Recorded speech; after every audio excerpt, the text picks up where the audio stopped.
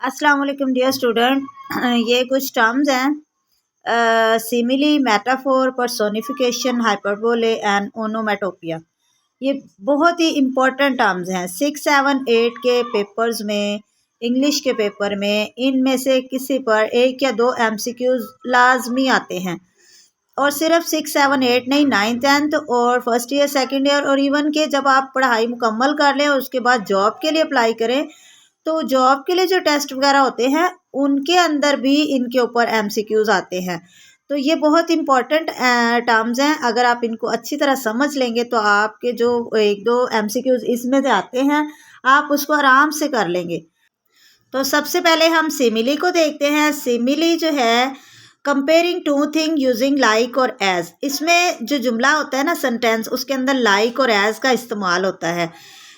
As brave as lion, जैसे हम इतना बहादुर जितना के शेर।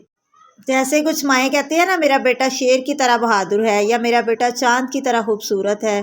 तो इसी तरह ये इंग्लिश में जो है ना, हर smile is bright like the sun, कि उसकी स्माइल ऐसी है जैसी कि सन, चमकता हुआ सूरज, यानी उसकी स्माइल इतनी चमकदार है, इतनी खूबसूरत है।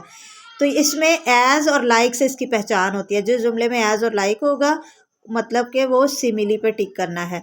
उसके बाद अगली टर्म है metaphor, the direct comparison of two unlikely thing. जिसमें हम दो डिफरेंट चीज़ों का आपस में कंपैरिजन करते हैं।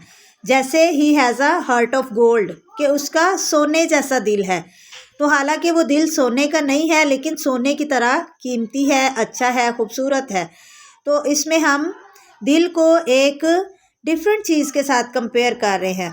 तो ये होता है मेटाफोर। उसके बाद है personification, giving human qualities to non human object, यानी वो खसूसियत जो इंसानों में होती है उसको किसी नॉन ह्यूमन ऑब्जेक्ट के ऊपर अप्लाई करना। जैसे कि the streets are calling me, गलियां मुझे बुला रही हैं। तो ये जो बुलाना है ये तो इंसानों की खसूसियत है, लेकिन यहाँ पे वो एक नॉन ह्यूमन ऑब्जेक्ट यानी गलियों पे अप्लाई हो रहा है। द स्ट्रीट्स आर कॉलिंग मी।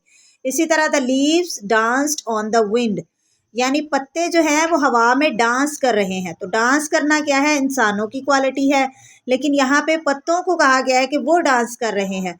तो इस तरह जो इंसानों की खसूसियात को बेजान चीज़ों के ऊपर अप्लाई किया जाए तो उसे हम कहते हैं पर्सोनिफिकेशन। उसके बाद नंबर 4 है हाइपरबोले। हाइपरबोले का मतलब होता है मुबालगा आराई करना, बात को बढ़ा चढ़ा कर पेश करना। जैसे for example, I could eat a whole cow, मैं पूरी गाय खा सकता हूँ। या I am starving to death, कि मैं तो भूख से मरने वाला हूँ। यानी अगर कोई बहुत खाता है तो हम कहें कि वो तो पूरी गाय खा सकता है।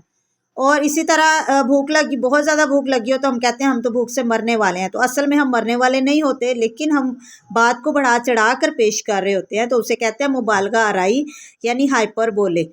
उसके बाद नेक्स्ट है ओनोमेटोपिया।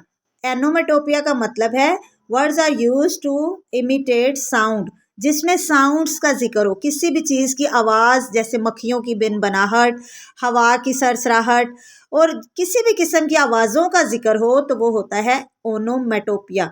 फॉर एग्जाम्पल, बीज बर्स्ट थ्रू एयर, मक्खियाँ जो हैं वो हवा में भिन बनाती हैं।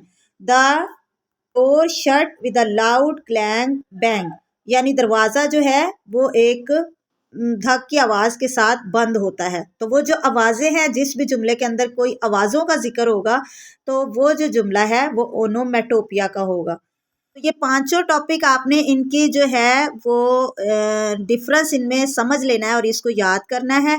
इनके ऊपर लाजमी एमसीक्यूज आता है इंग्लिश के पेपर में।